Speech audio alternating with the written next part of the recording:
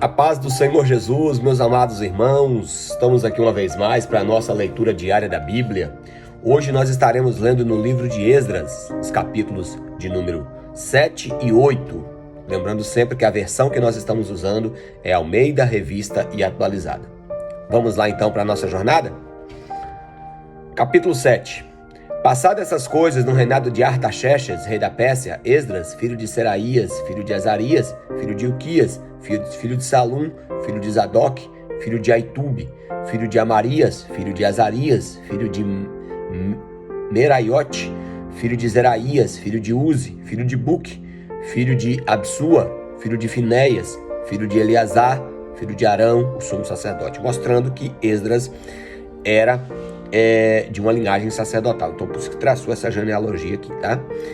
Este Esdras subiu da Babilônia. Ele era escriba, versado na lei de Moisés, dada pelo Senhor, o Deus de Israel, e segundo a boa mão do Senhor, seu Deus, que estava sobre ele. O rei lhe concedeu tudo quanto lhe pediu. Também subiu a Jerusalém alguns dos filhos de Israel, dos sacerdotes, dos levitas, dos cantores, dos porteiros, dos servidores do templo, no 7º ano do rei Artaxerxes. Esdras chegou a Jerusalém no 5º mês e no sétimo ano deste rei, pois no primeiro dia do mês partiu da Babilônia e no primeiro dia do 5º mês chegou a Jerusalém. Então, 4 meses de viagem aí, né? Segundo a boa mão de Deus sobre ele, porque Esdras tinha disposto o seu coração a buscar a lei do Senhor e para a cumprir e para ensinar em Israel seus estatutos, seus juízos. Esse é um dos versículos mais lindos que eu vejo no Antigo Testamento, que Esdras dispôs o seu coração em buscar a lei do Senhor e depois cumprir, obedecer, praticar e só depois então ensinar a lei. Esta é a cópia da carta que o rei Artaxerxes deu ao sacerdote Esdras, o escriba, das palavras dos mandamentos e dos estatutos do Senhor sobre Israel. Artaxerxes, rei dos reis, ao sacerdote Esdras, escriba da lei do Deus dos céus. Paz perfeita. Por mim se decreta que no meu reino, todo aquele do povo de Israel e dos seus sacerdotes e levitas que quiser ir contigo a Jerusalém, vá.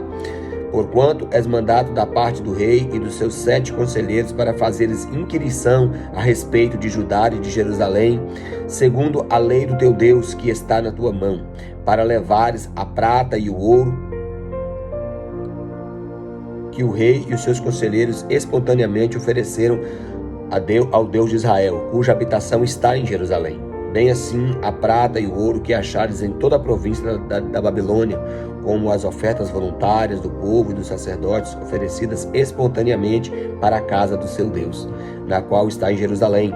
Porquanto diligentemente comprarás com este dinheiro novilhos e carneiros e cordeiros, e as suas ofertas de manjares, e as suas libações, e as oferecerás sobre o altar na casa do teu Deus que está em Jerusalém. Também o que a ti e aos teus irmãos bem parecer fazerdes do resto da prata e do ouro, fazeis segundo a vontade do vosso Deus, e os utensílios que foram dados ao serviço da casa do teu Deus, restituí-os perante o Deus de Jerusalém. E tudo mais que for necessário para a casa do teu Deus, que te convenha dar, dá-los-ás, é umas palavras meio difíceis, né? Na verdade são três sílabas, né? Separadas por um hífen, né? Então é dá-los-ás, ou seja, irão dá-los à casa do tesouro do rei. Ou mesmo o rei Artaxerxes decreta a todos os tesoureiros que estão da além do Eufrates, tudo quanto vos pediu o sacerdote Esdras, escriba da lei de Deus do céu, pontualmente se lhe faça.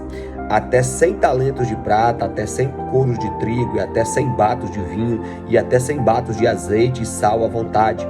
Tudo quanto se ordenar, segundo o mandato do Deus do céu, exatamente se faça para a casa do Deus do céu, para que haveria grande, porque senão haveria grande ira sobre o reino do rei e dos seus filhos. Também vos fazemos saber acerca de todos os sacerdotes e levitas, cantores, porteiros e todos os que servem nesta casa de Deus, que não será lícito impor-lhes nem direitos, nem impostos e nem pedágios. Tu, Esdras, segundo a sabedoria do teu Deus, que possui e nomeia magistrados e juízes que julguem todo o povo que está da além do Eufrates, e a todos que sabem as leis de teu Deus e que não as sabe, e que lhes façam saber. Todo aquele que não observar a lei do teu Deus e a lei do rei, seja condenado ou até mesmo à morte ou ao desterro e a confiscação dos bens ou a prisão.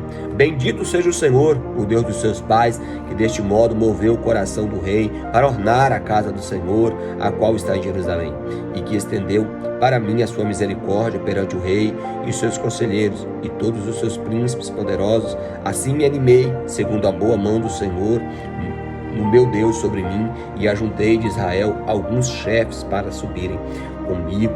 Então, a gente vê aqui, né, o próprio rei dispondo, né, e até mesmo custeando e financiando o retorno do povo judeu para a restauração do templo, para a restauração do culto e para que a lei do Senhor fosse ensinada em Israel.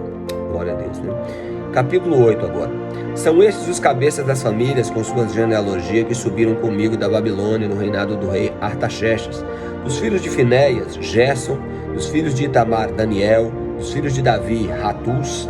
E dos filhos de Secanias, dos filhos de Parós, Zacarias. E com ele foram registrados 150 homens. Dos filhos de Paate, Moabe, Elionai, filho de Zeraías, e com ele 200 homens. Dos filhos de Secanias, o filho de Jaziel, e com ele 300 homens. Dos filhos de Adim, Eled, filho de Jonatas, e com ele 50 homens. Dos filhos de Elão, Jesaías, filho de Atalias, e com ele 70 homens.